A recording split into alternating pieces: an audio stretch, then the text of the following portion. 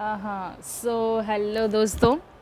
आज मैं बात करने आई हूँ कि मैंने इतने दिन तक अपने चैनल पर कुछ भी पोस्ट क्यों नहीं किया। ठीक है, तो फिर चलो शुरुआत से शुरू करते हैं। आई होप आप सब ठीक होंगे। एंड फिर तो ठीक है, कुछ बात करते हैं कि मैंने इतने दिन तक पोस्ट क्यों नहीं किया अपने चैनल पर। तो उसका एक रीज़न था कि मुझे पहले अपने सर्वाइवल के लिए एक जॉब लेनी थी और मेरा प्रेफरेंस है सरकारी जॉब में।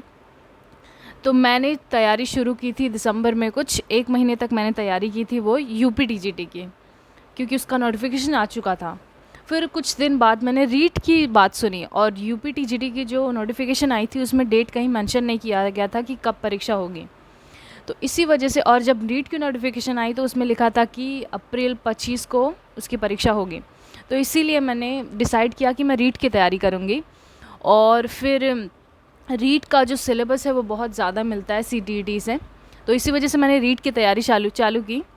और फिर फिर उसके बाद एक बार डिले हुआ, रीट का एग्ज़ाम जून 20 को हुआ, फिर वापस डिले हुआ, फिर 26 सितंबर को परीक्षा रखी गई और फिर फाइनली वो एग्ज़ाम हो गया। तो फिर वो परीक्षा भी अभी मैंने दी है हाल फिलहाल में। तो वो परीक्षा कैसी गई है वो सब रिव्यू, या फिर जो पेपर का जो भी था, जो भी कुछ अगर करना है तो आप बता देना मुझे, मैं कर लूँगी। ऑलरेडी कैसा मेरा पेपर गया था वो तो अलग बात रही, वो तो रिज़ल्ट आने पे पता चलेगा कि पास हो रही हूँ कि नहीं परीक्षा।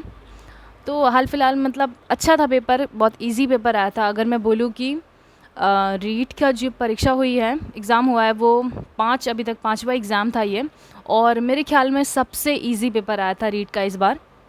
तो वो ठीक है, वो अलग बात है। अगर आपको चाहिए उस पर कुछ कंटेंट तो आप मुझे बता दीजिए कमेंट्स में, तो फिर उस पर भी हम देख लेंगे पेपर कैसा था, वो सब चीज़ें। और फिर अगर आपको पता है कोई नोटिफिकेशन, कोई एग्ज़ाम आया है अगर टीजीटी से रिलेटेड या फिर पीआरटी से रिलेटेड, तो आप मुझे बता सकते हैं उसका।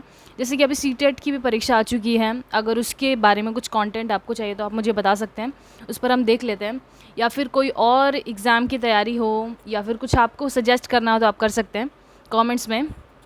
एंड बस यही सब बात रही। और फिर आपको कुछ सजेशन देना है कि मुझे क्या करना चाहिए आगे, कोई अगर एग्ज़ाम आया तो वो सब बता सकते हैं। ठीक है, तो फिर बाय।